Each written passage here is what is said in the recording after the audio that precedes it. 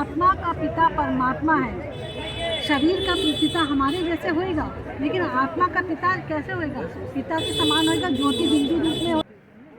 ये धतूरे वाला कितने का है भैया? ये 40 का। और ये अमरूद वाला है? नहीं, ये वो है भैया, बेल है। बेल है? हाँ जी, ये कितने का है? ये 30 का है।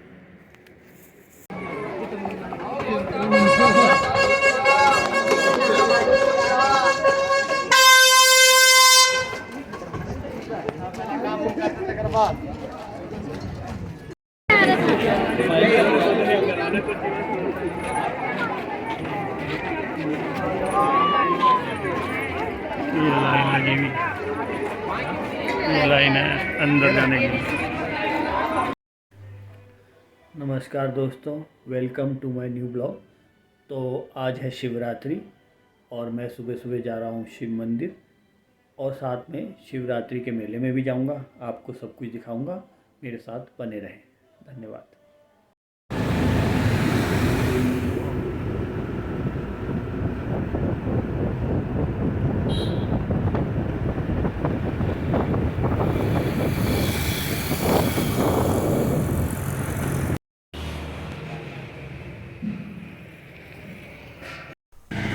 और उसके बाद लिया मैंने धतूरे और बेलपत्र का प्रसाद।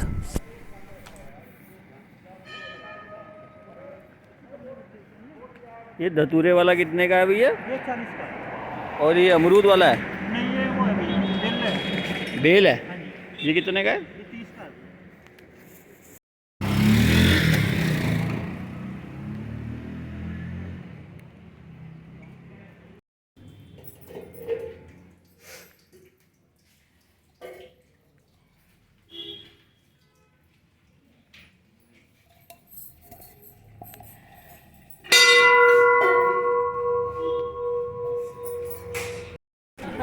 और उसके बाद आ गया था मैं शिवरात्रि के मेले में, जो टपकेश्वर मंदिर के पास लगता है।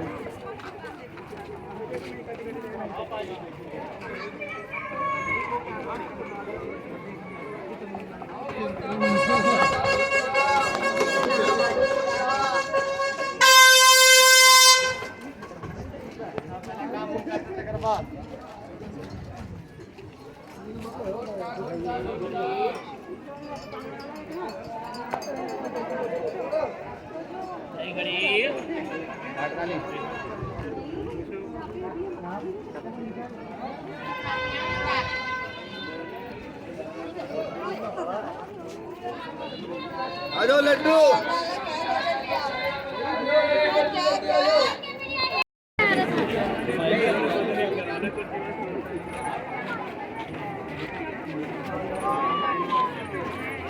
ये लाइन लगी हुई, ये लाइन है अंदर जाने की।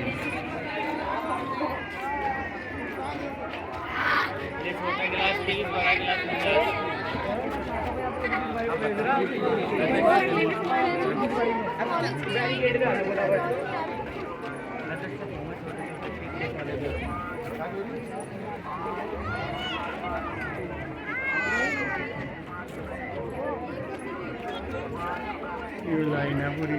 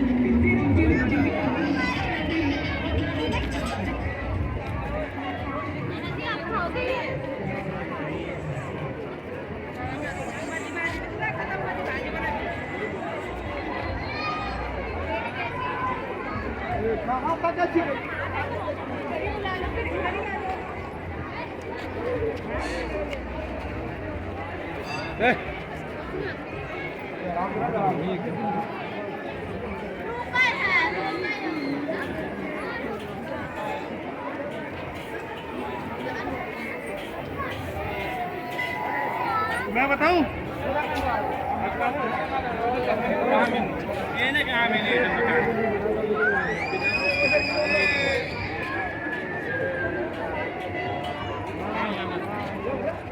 प्रसाद के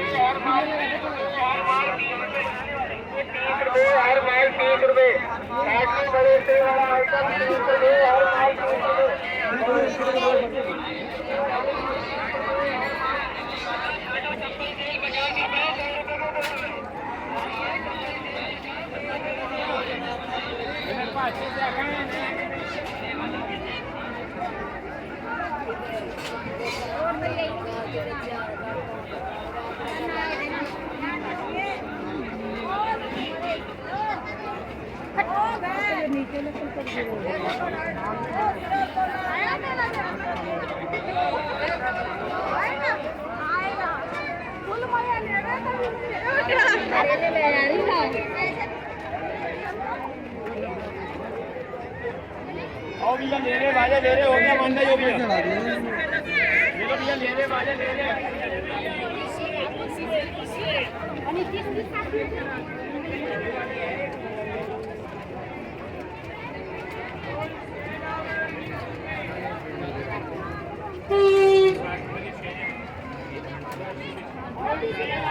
माल भी से कुछ भी ले लो भाई ले लो।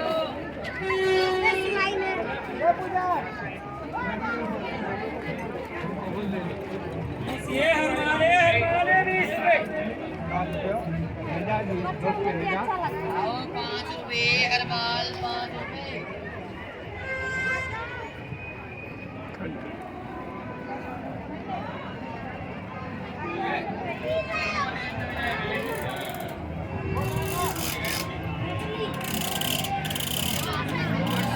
मेरी दे दूंगा बड़ा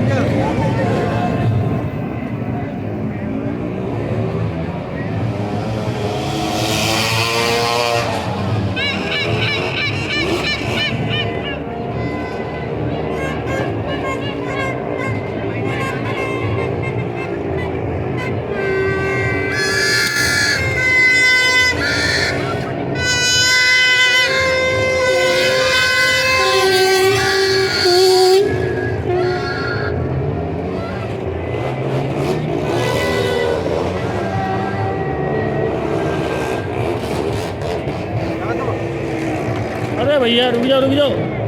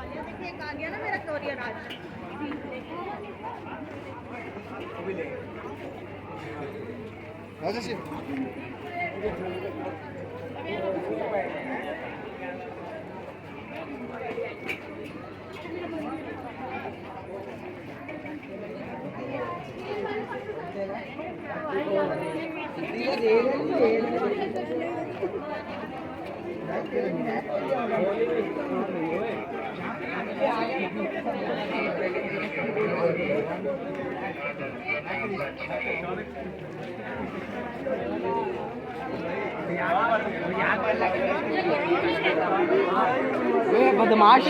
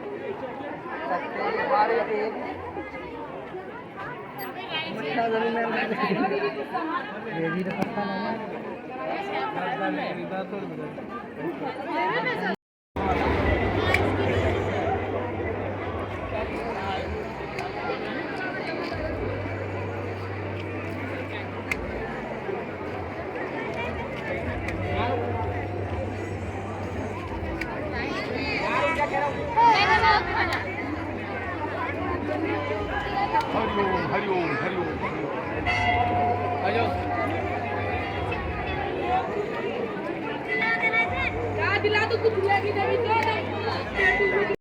फिर शिव के आगे लगा है, तो किसी भी देवता के आगे नहीं लगा गया है। देखिए शिव का रूप क्या, एक्चुअल रूप क्या है, ज्योति बिंदु। तो सब क्या लिखा है, उसकी महिमा लिखी, जैसे परमात्मा प्रेम का सागर है, अकाल मूर्त है, अनंत के सागर, जन्म मरण से नहीं आ रहे हैं। सबसे अच्छी बात समझने की कौन सी है कि परमात्मा शिव को जन्म मरण से नहीं आ रहे हैं, अर्थात परमात्मा ना तो जन्म लेता है हमारी तरह, ना ही हमारी तरह मरता है।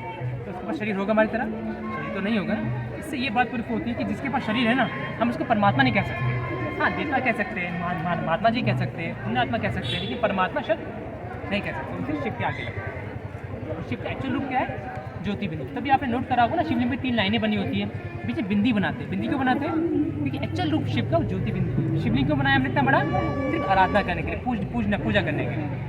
अच्छा, अभी हम जानेंगे थोड़ा सा अपने बारे में भी कि मेरा जो शरीर कैसे चल रहा है, चलाने में कौन सी पावर है जो चला रही है। आइए हम जानेंगे अगले चित्र में।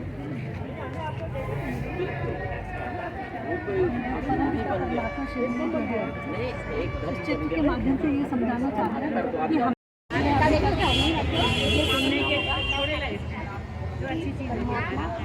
आत्मा का परिचय, नाम शिव कौन है, शंकर। थोड़ा जोर से बोलो। लेकिन परमात्मा स्वयं जब आते हैं तो वो इस सृष्टि की रचना का परिचय स्वयं का और रचना का, यानी रचना और रचना का परिचय। तो ये स्वास्थ्य का जो आप देख रहे हैं, ये वो बताता है कि इस सृष्टि पर समय कैसे चला। सबसे पहला समय जो था सतयुग कहलाया, जो 12 से 50 वर्ष था, जिसमें श्री लक्ष्मी और श्री नारायण का राज्य। यहाँ पर एक राजा, एक भाषा, एक मत, एक धर्म और नाम का धर्म का आदि सनातन केंद्र। फिर आप देख रहे हैं भूजल नीचे प्रधान यानी जो यहाँ सतयुग में सतो प्रधान यानी राइटियस लोग रहते थे, देवी देवता जो राइटियस थे, वो अब धीरे धीरे राइटियस प्लेस में कमी आने लगी, गिरावट थोड़ी सी, अच्छाइयों में थोड़ी सी गिरावट। वो युग कहलाया त्रेता युग, जहाँ श्री राम और श्री लक्ष्मी का राज्य। यहाँ पर भी 1250 वर्ष ये युग चला और यहाँ भी एक राजा, एक भाषा, एक मत, एक धर्म, आदि सनातन देवी देवता। तो ये पूरा सतयुग से त्रेता तक स्वर्ग कहलाता है। ये कंप्लीट स्वर्ग है, ये सेमी स्वर्ग पर दोनों स्वर्ग है, जिसे राम राज्य भी कहा जाता है। फिर अब देख रहे हैं ये पूजा रथ को चली। अब यहाँ पर बुराइयों का प्रवेश है। तो यहाँ पर जो एक राजा, एक भाषा, एक मत था, वो अब राज सत्ता और धर्म सत्ता दो में बदले। इसीलिए नाम में द्वापर, दो पार्ट द्वापर। ये भी 1250 वर्ष चला। अब जो धर्म यहाँ से आ रहा था, आदि सनातन देवी देवता था, वो धर्म इन बड़े बड़े धर्मों में कन्वर्ट, इनकी शाखाएं बन गई, इस्लामी, बौद्ध और क्रिश्चियन। अब यहाँ पर धर्म स्थापक अलग हो गए और राज्य करने वाले राजा अलग हुए। तो धर्म सत्ता और राज सत्ता हट गई। अब क्या हुआ? मत मतांतर। एक से ज़्यादा धर्म हुए तो मत मतांतर। यहाँ पर जो सुख शांति समृद्धि सभी कुछ था, उसमें अब गिरावट आ गई, कमी आ गई और बुराइयों की प्रवेश का। अब तब जरूरत पड़ी भगवान की, तब यहाँ पर शुरू हुआ। अब भक्ति का पाठ भी 1250 वर्ष चल के गिरावट में आ गया। यहाँ सतोप्रधान भक्ति थी, श्रेष्ठ एक ही शिव परमात्मा की भक्ति थी। फिर धीरे धीरे देवताओं की, ये जो देवताएं यहाँ से आए, इनकी भक्ति शुरू हुई। और फिर अब यहाँ पे और ज़्यादा गिरावट, तत्वों की, पशुओं की, पंछियों की, सबकी पूजा पाठ हो रही। तो भक्ति भी गिरावट में आई, मनुष्य का कैरेक्टर भी गिरावट में आया। यहाँ देख रहे हैं ना, ऊपर जा रही है, यानी बुराइयों ने उनकी में। तो यहाँ पर ये भी 1250 वर्ष चला। अब ये कलयुग जो है, ये भी पूरा होता है। इसका नाम ही है कलह कलेश का। तो ये तो 1250 वर्ष है, अब तो 2000 वर्ष हो गए, तो फालतू हो गए। टोटल 5000 ईयर्स की साइकिल। तो ये जब टोटल करेंगे तो ये नहीं, वो तो ठीक है, अभी कलयुग चल रहा है ना, हाँ जी। तो अभी 2025 चल रहा है, तो वहाँ तो 1250 साल ही चलना चाहिए था। देखिए वो टोटल ड्यूरेशन 1250 वर्ष का। इसका डिटेल आप जो हमारे सेंटर पे आएंगे ना, तो हम आपको समझाएंगे। अभी आप तो ज़्यादा हो गया, फालतू हो गया कलयुग के तो। आप सुनिए, अभी केवल 1250 2500 वर्ष हो गए। तो ये 2500 वर्ष है सतयुग और त्रेता युग यानी स्वर्ग, और 2500 वर्ष है नर्क। तो दोनों का पीरियड बराबर बराबर है। अब यहाँ पर जब नर्क पूरा होता है तो फिर से स्वर्ग आएगा। चक्र हमेशा रिपीट होता है। तो जब ये आता है तो यहाँ से सतयुग में कौन आएगा? तो ये पीरियड है ट्रांसफॉर्मेशन पीरियड, जिसे संगम युग कहते हैं, ओवरलैपिंग एज, कलयुग का जाना और सतयुग का आना। तो इस पीरियड में स्वयं परमपिता परमात्मा इस धरा पर अवतरित होते हैं, और अवतरित होकर हम आत्माओं को, जिनका कैरेक्टर गिरावट में आ गया, उनको अपलिफ्ट करते हैं। तो जब वो कैरेक्टर सुधरता है तो वो मनुष्य से देवता बनने लगते हैं। इसीलिए परमात्मा का एक नाम है बबुलनाथ। कांटे जैसे मनुष्यों को फूल बनाते हैं। क्या नाम है? बबुलनाथ। बबुलनाथ। अच्छा। पशुपतिनाथ, पशुओं जैसी वृत्ति वालों को देव स्वरूप बनाते हैं, मंदिर लाइक बनाते हैं। तो इसीलिए ये जो समय गाया गया है, इसमें कहते हैं ब्रह्मा जी जब भाग्य बांट रहे थे तो कहाँ थे? सुना होगा आपने भक्ति में। तो जो ब्रह्मा जी हैं, वास्तव में ब्रह्मा जी के तन में परमात्मा प्रवेश करके सभी को भाग्य बांट रहे हैं। तो हमने तो परमात्मा को देखा नहीं, क्योंकि वो निराकार है, वो उस तन में छिपा हुआ था। लेकिन देखने में कौन आए? ब्रह्मा जी। इसीलिए ये गायन है कि ब्रह्मा जी भाग्य बांट रहे थे। तो इस समय परमात्मा हमारे कैरेक्टर भी सुधार रहे हैं और हमारा भाग्य भी बना रहे हैं। तो यहाँ से जो अपना भाग्य श्रेष्ठ बनाएंगे वो इस दुनिया में बनेंगे और फिर से ये सृष्टि को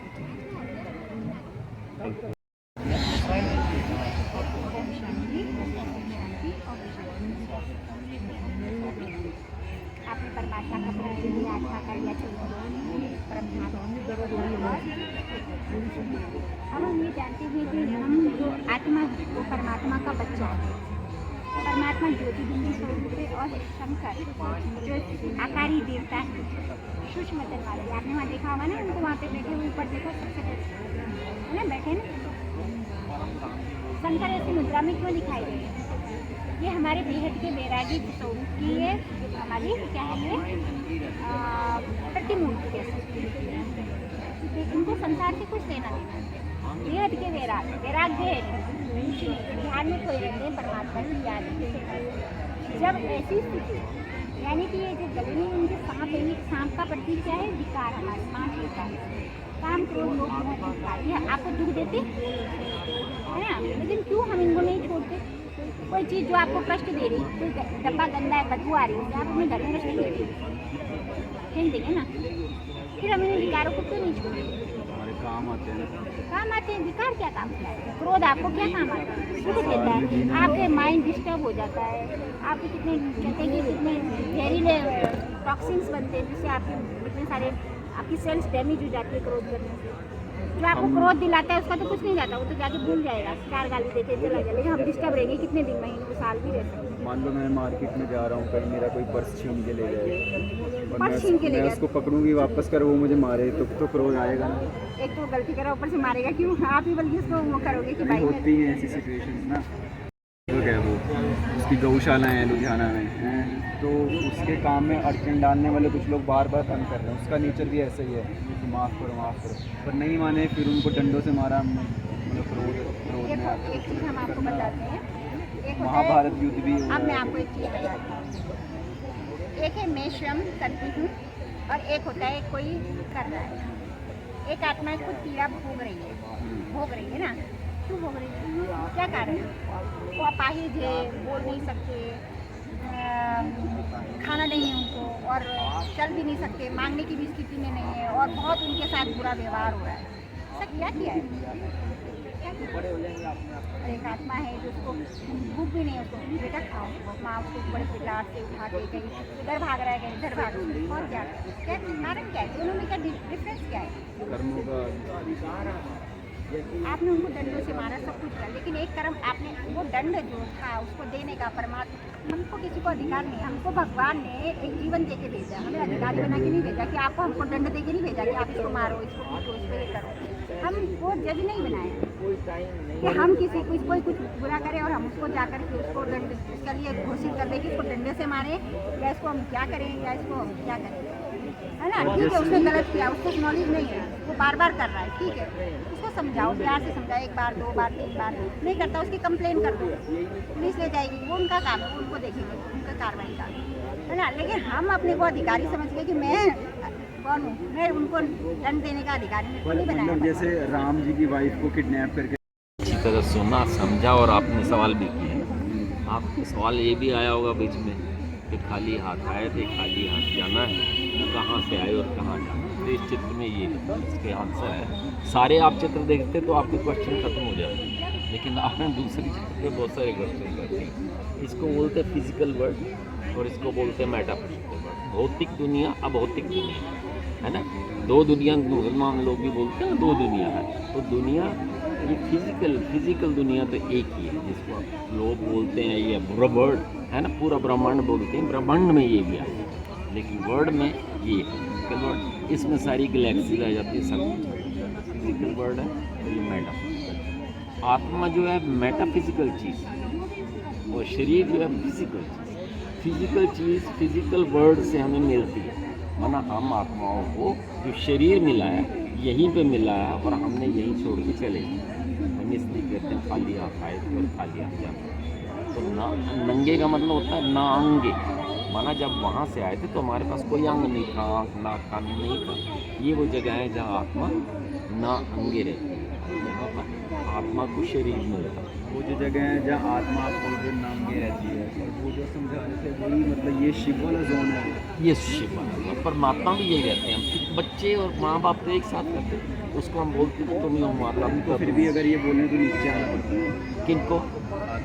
आत्माओं को नीचे आना पड़ता है, क्योंकि बच्चे हैं, बच्चों को ये फितरत होती है खेलना। तो ये खेल के मैदान तो खेलने हम खेल रहे हैं, तो ये बच्चों की फितरत है। और माँ बाप को बीच में कब आना पड़ता है? जब बच्चे उस खेल में आपस में झगड़ा करते हैं, लड़ाई जाए, जिसको बोलते हैं यदा यदा धर्मस्य ग्लानिः। माना जब इंसान में ऐसी दुश्मनी हो जाए, धर्म नाम की कोई चीज़ ही नहीं है। धर्म का मतलब होता है धारणा, धारणा कोई रह ही नहीं गई है, इंसानियत खत्म हो गई है। तब परमात्मा को एक बार हमारे बीच में आना पड़ता है, हमें फिर वापस साथ ले जाने के लिए अपने घर। तो ये हमारा घर है और इसको 3 लोग बोलते हैं। ये बीच में जो दिखा है ये सूक्ष्म है। जब ट्रांजिट पीरियड में जब यहाँ से यहाँ जाना होता है तो हमें यहाँ पर कुछ देर के लिए रुकना पड़ता है, क्योंकि एक साथ सभी आत्माओं में वापस जाना है। ये बीच वाला पीरियड ये टेम्पोरेली वेट होता है और फिर ठीक है। अगले द्वारा अष्ट शक्ति आपके पास में सब कुछ है परिवार में, लेकिन हम क्या बता रहे हैं कि राज मतलब रहस्य और योग माने जोड़ना। क्या हमारे जीवन में, हमारे परिवार में जो सब कुछ है, क्या हम अपने जीवन में अपने परिवार को जोड़ने में सक्षम हैं? ये हमारी शक्ति है ना, एक गार्जियन की। ये शक्तियाँ हमारे इस जीवन में आती हैं। हम दुर्गा को देखते हैं कि उसके अष्ट हाथ हैं, लेकिन हम माँ बोलते हैं तो हमारे बच्चों के हाथ भी तो होनी चाहिए। राजा बेटा बोल दिया माँ ने तो राजा तो बना नहीं ना वो, तो उसके जीवन में वो शक्तियाँ चाहिए। पढ़ लिखने के बाद हमारे पास ज्ञान आता है तो हम शक्ति बोलते, धन आता है तो शक्ति बोलते, प्रॉपर्टी आती है तो शक्ति बोलते। तो हमारे पास में समेटने की शक्ति। क्या 24 घंटे में हमने अपने जीवन में थोड़ा सा कुछ समय को समेटा है? क्या अपने बारे में सोचा है अपने जीवन में कि शिवरात्रि के दिन में ही एक दिन मिलन हुआ? अगर शिवरात्रि नहीं आती तो ये मिलन नहीं होता। तो ये मिलन का मेला है। तो यहाँ पर समेटने की शक्ति, सहन शक्ति, समाने की शक्ति, हमको ये जीवन में ये परखने और निर्णय करने की शक्ति। देखिए हमने कोरोना काल में अमेरिका में जब जॉब लेस कर दिया गया था तो डिप्रेशन हो गया था और लाखों रुपए कमा रहे थे वो, और यहाँ पर आदमी 20-25 में भी गुजारा कर रहा है। लेकिन हमारे पास शक्ति नहीं है, इस वजह से जिसके पास जितना है यथार्थ है, लेकिन हम चैन से जीना सीखेंगे कब? उम्र ढल गई हमारी। तो ये परखने की शक्ति, जिस समाज में हम रह रहे, क्या हम अपने अड़ोसी पड़ोसी, अपने परिवार, अपने बच्चों को क्या परख सके? क्या हम निर्णय करने की शक्ति है हमारे पास? कब बोलना है बच्चे को, कब डांटना है, ये हमारे पास आना चाहिए कि नहीं? बच्चा तो हमारा है, माता पिता जो बोलेंगे तो सही बोलेंगे, लेकिन हमको ये निर्णय आना चाहिए ना, परखने की शक्ति आनी चाहिए। बच्चा भी बहुत कुछ बोल देता है, हम माता पिता उसको सुन लेते हैं और समझ आते हैं, लेकिन बच्चा नहीं समझ, क्योंकि वो छोटा है। तो सहयोग की शक्ति देखो, ये कान मेरे हैं, ये आँख मेरी है, ये मुख मेरा है, क्या ये मेरे कंट्रोल में चल रहा है?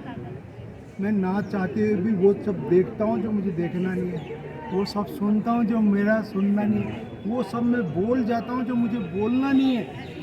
तो ये जब मेरे कान मेरे नहीं है, मेरा मुख मेरा नहीं हो रहा, मेरी आंखें मेरी नहीं है, ये हाथ कब चल जाता है? मैं चाहता नहीं बच्चे को मारूं, लेकिन बच्चे की ऐसी हरकत हो जाती है, चल जाता है, तो मेरा हाथ मेरे हाथ में नहीं, और मेरे 8 हाथ आ गए तो दुनिया में पलट दूंगा एकदम से। तो ये शक्ति राजयोग के द्वारा जब हम अपने 24 घंटे में 10 मिनट 5 मिनट अगर हमारे पास टाइम है, अगर हम ये सोच ले कि मैं इस दुनिया में क्यों आया और मेरा क्या काम है और एक दिन मुझे याद जाना है, तो आपके जीवन में शक्तियाँ आएंगी। हम सब पारिवारिक आदमी हैं, परिवार में रहते हैं, अपना परिवार को पालते हैं, लेकिन हम इसके साथ भी चलते हैं, इससे हमें परिवार को बैलेंस करने में सहयोग मिलता है।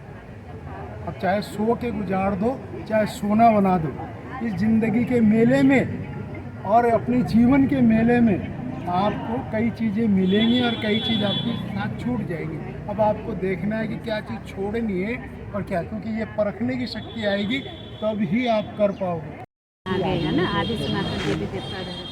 तो अभी बताया ना दीदी ने, सबसे पहले कौन सा धर्म आता है? तो जो धर्म आ जाता है पहले, तो उसके 84 जन्मों की ये कहानी, कैसे हम डाउनफॉल हुए हैं ना, तो ये उत्थान और पतन की हमारी कहानी है कि सबसे पहले यहाँ सत्युग जो गोल्डन एज वो आता है, तो यहाँ पे सबसे पहले श्री कृष्ण का जन्म होता है ना, और फिर श्री कृष्ण और राधे का जन्म होता है। तो जब वो बड़े हो जाते हैं तो उनका फिर स्वयंवर होता है, तो उनको नाम दिया जाता है श्री लक्ष्मी श्री नारायण। तो वो फिर गद्दी पे बैठते हैं ना, वहाँ से राजाई स्टार्ट होती है। तो सत्युग में जो राजाई चलाते थे लक्ष्मी नारायण चलाते थे ना, तो कहते हैं ना जैसे प्रजा, जैसे राजा रानी वैसे प्रजा है, सुख शांति सबके लिए था। तो यहाँ पे हमने 8 जन्म लिए। फिर यहाँ की जनसंख्या सिर्फ 9 लाख थी। अभी तो देखो जनसंख्या कितनी ज़्यादा है, लेकिन यहाँ पे 9 लाख थी। यहीं पर जब नीचे उतरते हैं, इसको कहते हैं सिल्वर एज। यहाँ पे हमारे अंदर 2 कला कम हो जाती है। यहाँ हम सर्वगुण संपन्न थे, 16 कला संपूर्ण थे। यहाँ पे थोड़ा सा कमी आ जाती है। कहते हैं ना 8 जन्म वहाँ लिए तो 9वां जन्म इसलिए रामनवमी कहते हैं ना, तो यहाँ पे राम सीता का राज्य होता है ना। तो यहाँ पे 33 करोड़ जनसंख्या होती है और यहाँ पे मतलब सुख वही वैसे होता है, शांति वैसी होती है, लेकिन थोड़ा सा कमी आ जाती है। यहाँ से फिर हम जैसे नीचे डाउन आए तो यहाँ इसको कॉपरेज कहते हैं। यहाँ पे थोड़ा सा जनसंख्या ज़्यादा होगी, यहाँ पे क्या तेरा मेरा देख बॉडी कॉन्शियस में आ गए। और यहाँ से जो धर्म आ गए है ना, तो जब धर्मों की स्थापना होती तो तब क्या होता है कि तेरा ये मेरा। तो यहाँ पे थोड़ा सा दुख की मतलब दुख ज़्यादा नहीं था, पर हल्का सा हमें दुख लगा तो हमने भगवान को ढूंढना शुरू किया। तो सबसे पहले जितने भी प्राचीन मंदिर है किसके हैं? शिव बाबा के, चाहे सोमनाथ, बबूनाथ, केदारनाथ, बद्रीनाथ, जहाँ भी आप जाएंगे, अमरनाथ, पशुपतिनाथ, प्राचीन जितने भी मंदिर हैं सब शिव के मंदिर हैं। तो यहाँ हमने पहले शिव की पूजा की। जब नीचे उतर गए तो जो सत्यु में देवी देवता थे, हमने श्री कृष्ण की मूर्ति बनाया, लक्ष्मी नारायण के, राम सीता के, तो हमने भी मूर्तियों की पूजा शुरू की है ना। लेकिन आज हम जहाँ पे कलयुग में कलर इसकी दुनिया आयरन एज, तो यहाँ पे क्या सब चीज़ होते भी आज इंसान बहुत दुखी है हर तरह से, चाहे बीमारी से, रिश्ते से, बाहरी है ना, उस इन्वायरमेंट से। तो यहाँ पे आके हमने पेड़ पत्थर पानी सबकी पूजा किया, लेकिन फिर भी नीचे डाउन हो रहे हैं, तब भी कोई ताकत नहीं आ रही, शांति नहीं आ रही। तो इसका मतलब आज पाप भी बहुत हो रहे, भ्रष्टाचार भी बहुत हो रहे। अगर हम इतना पूजा पाठ कर रहे हैं तो क्या हमारी स्थिति बहुत अच्छी होनी चाहिए थी है ना, शांति आना चाहिए था, लेकिन और ही डाउन जा रहे। तो यहाँ पे परमात्मा यहाँ पे बताते कि आज हम इस जगह में है कि जहाँ पे क्या है महापरिवर्तन का कार्य चल रहा है। एक तरफ कहीं सुनामी आ रही, कहीं बाढ़ आ रहा है, कहीं अर्थक्वेक आ रहा है। तो ये जगह में जहाँ मार काट आपस में ही लड़ रहे हैं ना, तो इस जगह में आके परमात्मा हमें राजयोग की शिक्षा पढ़ाते हैं ना, कि जब हम ऊपर थे बहुत सुखी थे, जब नीचे आए तो यहाँ आके हम दुखी हो गए। लेकिन हम उस दुनिया की चाहना सब की, हम सुख शांति की दुनिया में जाए है ना, लेकिन कैसे जाएँ क्या करें उसके लिए परमात्मा को याद तो कर रहे हैं, लेकिन उनका हमें परिचय नहीं है। हम मान भी रहे 33 करोड़ देवी देवता है, लेकिन परमात्मा कौन है, उनसे संबंध कैसे जोड़े, कैसे उनको याद करें। तो परमात्मा शिव का एक नाम है स्वयंभू। स्वयं वो इस धरती पे आके अपने बारे में बताते हैं, मैं निराकार ज्योतिश्वर हूँ, तुम आत्माओं का पिता हो। आत्मा जो यहाँ त्रिकुटी में तिलक लगाते हैं, यहाँ निवास स्थान है, तो वो आत्माओं का पिता है। शरीर का पिता सबका अलग अलग है। तो यहाँ पे आके जब हम ये राजयोग की शिक्षा पढ़ते हैं तो हमारे अंदर वो शांति, प्रेम, आनंद, वो 7 गुण आते हैं, हम सतो प्रधान बन जाते हैं, हम फिर सत्यों की दुनिया में चले जाते हैं। तो यहाँ पे क्या मनुष्य से देवता कैसे बनना है, कैसे हम देवता थे, कैसे हम डाउनफॉल में आए ना। तो आज वही परमात्मा कह रहे हैं कि तुम जैसे हम बच्चों को कहते तुम इतने अच्छे थे, इतने अच्छे संस्कार थे, अब बाहर के संग का रंग लग जाता तो हम क्या कहते हैं पता नहीं कहाँ से सीखे। और ये इन्वायरमेंट में आज हमारे संस्कार ही चेंज हो गए हैं ना, तो आप सबके अंदर वो बुराई आ गई, 5 विकार आ गए। तो उसके कारण क्या, जब मेरे अंदर भी वो चीज़ नहीं, दूसरे के अंदर भी नहीं, तो हम सोचते हैं ये प्यार से बोले है ना, चाहे मैं बोलूँ ना बोलूँ, बस एक्सपेक्ट दूसरे से रखते हैं ना कि ये प्यार से बोले, ये हमें शांति बनाए रखे। तो यहाँ पे परमात्मा के अंदर किसी के नहीं है, परमात्मा से लेते हैं है ना, लेके फिर दूसरों को देते हैं। तो वो गुण जो हमारे अंदर, जो आज भी कोई मनुष्य अच्छा काम करता है तो हम क्या कहते हैं, तो देवता जैसा है ना, उसके अंदर वो सच्चाई, प्रेम, वो सब कुछ होता है। ऐसे परमात्मा कहते तुम इतने ऊंचे थे, इतने डाउनफॉल में आए, कैसे आए, क्योंकि हमने अपने संस्कार स्वभाव चेंज कर दिए। परमात्मा कहते हैं अब सत्य की दुनिया तब आएगी, पहले अपने को चेंज करो है ना, अपने को मनुष्य से देवता मतलब वो अच्छा ही अपने अंदर धारण करो। तो ये 84 जन्मों की हमारी कहानी। आज हम नरक में इतने आत्मा इतनी काली तमो प्रधान बनी, वहाँ आत्मा इतनी प्योर होती, सतो प्रधान। तो जब आत्मा हमारी पावरफुल होती है तो सब कुछ अपने आप ही ऑटोमेटिक अच्छा लगता है ना। जब आत्मा ही दुखी है, हम कहते हैं ना मेरी आत्मा पहले से ही दुखी है, हमें और दुख मत दो, तो कारण वो ताकत हमारे अंदर है नहीं है ना। तो इसलिए थोड़ी थोड़ी बातों में भी हम क्रोध हमें आ जाता है, सहन नहीं कर सकते। तो इसलिए परमात्मा हमें फिर से वही बना रहा जो हम थे। अब यहाँ पे एक छोटी कहानी और परिवार। आज जीवन में सभी परिवार में है, ये दुनिया है, सभी का अपना अलग अलग परिवार है। और परमात्मा हम परिवार में रहते हैं, पूजा पाठ ये सब जो हम करते हैं, भगवान का तो ध्यान नाम हो तो जरूरी है। और इसलिए आज इधर मंदिर भी है। तो यहाँ पर एक दिखाया है जीवन कमल फूल के समान कैसे बने। कमल को जो है ना एक पवित्र माना गया, देवी देवताओं पे भी जो चढ़ाते हैं। आपने देखा लक्ष्मी है या ब्रह्मा जी हैं, उनको कमल फूल में। अब सोचने की बात है ये कि कमल फूल के अंदर ऐसे कोई बैठा तो नहीं जा सकता अगर लॉजिक से अगर समझेंगे, पर ये एक प्रतीक है कि कमल एक पवित्र है, कि वो कीचड़ के अंदर है और कीचड़ के अंदर भी वो बहुत ऊपर है। तो कहते हैं उसके कीचड़ के जो है ना उस पर नहीं ठहरता कीचड़ उसके ऊपर। तो इसी प्रकार से हम ये जो संसार है ना, ये संसार सुख और दुख का है। इसमें सुख भी है, दुख है, लेकिन दुख की जो है वो ज़्यादा है। आज क्या है, आज के ज़माने में आप समझ सकते हैं, उन्होंने बोला कि बुराइयां आ गई हैं, काम क्रोध जो मतलब आज है परिवार में, ऐसा थोड़ी कि झगड़े नहीं है, जो भी अब ये सब चीज़ तो चलेगी। तो इधर यही दिखाया कि आपस में देखो वहाँ पर शराब है, तो इस तरीके से ये जो है परिवार आजकल इस तरीके से होते, क्योंकि बुराई आ गई ना, उन्होंने भी बताया कलयुग का। तो फिर परमात्मा आके, जैसे परमात्मा ने बोला ना कि हम अपना जीवन इसी तरीके से जब बदलेंगे तो हमारा जीवन जो है सतयुगी सत्व प्रधान, जैसे अच्छे गुण आएंगे आत्मा में तो एक अच्छा मतलब परिवार जैसे बनेगा। जब हम परमात्मा का ध्यान करते हैं और ये राजयोग की शिक्षा लेते हैं, ज्ञान और राजयोग मतलब बिना ज्ञान के ध्यान नहीं है। तो जब हम हमें ये ज्ञान प्राप्त होता है, अपना होता है, परमात्मा का होता है, तब हम इस ज्ञान को धारण करके फिर परमात्मा से ध्यान लगाते हैं। तो उसके बाद जो है फिर हमारा जो है ये परिवार शांत और सुखी, क्योंकि हमें परमात्मा ने शांति, सुखी, सुख, शांति, प्रेम यही तो सिखाया ना, तो उसको हम धारण करके फिर अपना इस परिवार को आराम से, अब ये यहाँ पे दिखाया बड़ा शांत परिवार।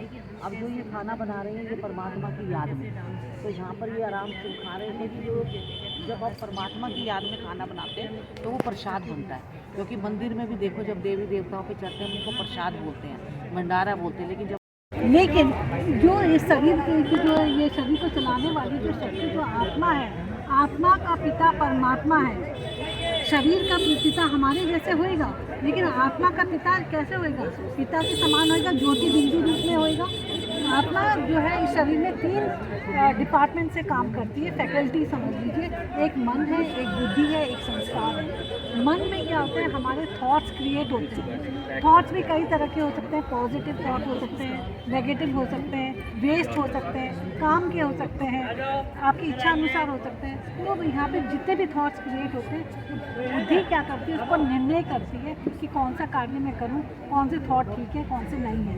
और जब हम ये बार बार जब ये हम कोई कार्य करते हैं वो हमारे संस्कार बन जाते हैं। कई बार क्या होता है कि इंसान कहता है मैं झूठ बोलना नहीं चाहता हूँ, लेकिन फिर भी मैं झूठ बोल तो मेरे मुँह से निकल रहा है ना, क्योंकि वो उसके पुराने संस्कार हो गए झूठ बोलने के।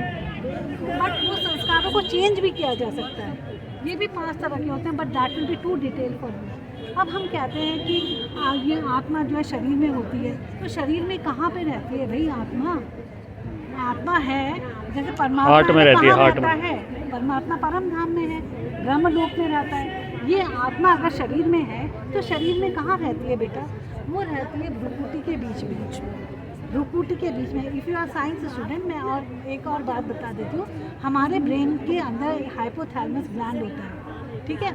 And near to this pineal gland you will find this atma. आत्मा का जो पोजीशन है वो वहाँ पर है, यहाँ से थोड़ा और नीचे थोड़ा डेप्थ में, in the centre of this. इसीलिए जो पंडित लोग जो हैं वो क्या करते हैं, हम यहाँ पे तिलक लगा रहे हैं, we are giving respect to this metaphysical energy. इस प्राण वायु को, इस एनर्जी को हम रिस्पेक्ट दे रहे हैं। तो क्योंकि ये इसके बिना तो शरीर जो है डेड बॉडी है, इजंट इट? आत्मा अलग होगी, शरीर अलग होगी। जिस प्रकार से एक कार और एक ड्राइवर का यहाँ पे एग्जांपल दिया है, कार जो है अलग है, ड्राइवर अलग है। ड्राइवर ये नहीं कहेगा कि मैं कार हूँ, मैं कार हूँ, मैं कार हूँ, इजंट इट? कि आप मोटरसाइकिल चला के आएंगे, आप मोटरसाइकिल अलग, यू आर डिफरेंट हियर। आप ये नहीं कहेंगे मैं मोटरसाइकिल हूँ, मैं मोटरसाइकिल हूँ। इसी तरह से आत्मा अलग है और ये जो है ये जो है बॉडी जो है अलग है। आत्मा जो है वो शक्ति है, वो शक्ति है जो इस शरीर को चलाती है। समझ में होगी बात? ये ऐसा क्यों बनाया, ये सब क्या जरूरत पड़ी है? क्या मतलब शिव ने ये सब क्या है बनाने का, ये सब जरूरत क्या पड़ी बनाने? मेरे को भूख लगी, मैंने खाना खाया क्योंकि मुझे भूख लगी। ओके। वैसे ये यूनिवर्स बनाने की नीड क्यों पड़ी शिव को? शिव को नीड इसलिए पड़ी है क्योंकि जो है ना, इंसान जो है कर्म के बिना रह नहीं सकता है, और जो कर्म करता है उसका फल जरूर मिलता है। और जब फल पाने के लिए उस फल को हम जो प्राप्त करते हैं वो हम यहीं पर करते हैं, इस दुनिया में करते हैं, इस सृष्टि मंच पर करते हैं। हाँ, ये मंच है ना, एक ये बोलते हैं ना, ये नाटक है। जिस बायोस्फीयर जो है ये नाटक है, ये यूनिवर्स तो जो है ना वो हम लोगों के लिए बनाई गई है। जैसे आप कह रहे हो ये मंच है और शिव ने शिव जो रचयिता है, ही इज़ द क्रिएटर, हम उसकी रचना हैं। बस हमें बस इतना पता है कि उसमें उन्होंने रचा है, पर क्यों रचा है, क्या ज़रूरत पड़ी है। क्योंकि देखो आप अपने घर में हो ना, आप केवल घर के अंदर नहीं रह सकते हैं, आप जो है आप यहाँ पर आए हो without taking the permission of your parents, और you have taken the permission of your parents, because आप एक ही सिचुएशन में आप नहीं रहोगे, you need a variety of changes. You आप गए, आपको स्कूल भी जाना है, कॉलेज भी जाना है, ऑफिस भी जाना है, इधर भी जाना है, उधर भी जाना है, बिकॉज आपकी जो आत्मा है ना वो एक ही पोजिशन में नहीं रह सकती, तो उसको कर्म करने की आदत है। आत्मा को कर्म करना ही पड़ता है, जब कर्म करेगी या तो अच्छे कर्म करेगी या वो बुरे कर्म करेगी, और उसको वो करने के लिए फिर से वो आना ही नहीं। तो फिर वो क्या है, मतलब जैसे कहते हैं मोक्ष हो गया, अब आत्मा आएगी नहीं कभी जन्मेगी नहीं, ऐसे नहीं होता, मोक्ष कभी भी नहीं होता है, बिकॉज हम कर्म योगी हैं। दैट इज वो भक्ति मार्ग में जो मोक्ष बोला है, परम पिता परमात्मा सत्यम शिवम सुंदरम का ये ज्ञान है जो आप अभी ज्ञान सुन रहे हो। इस कलयुग के अंत में परमात्मा ने अवतरण लेकर के ये ज्ञान हमें बता रहे हैं। मोक्ष किसी को नहीं मिल सकता है, मोक्ष कुछ नहीं। मोक्ष का मतलब जो है आप बताएंगे, मोक्ष का मतलब क्या है? मोक्ष का मतलब है कि you don't want to come in the cycle of rebirth. और रीबर्थ में इसलिए आना पड़ता है क्योंकि हमें यहाँ पे कर्मों का अपना हिसाब किताब बनना पड़ता है। आपने अच्छे कर्म करे आपको अच्छा मिलेगा, आप बुरे कर्म करेंगे आपको बुरा उसका मिलेगा।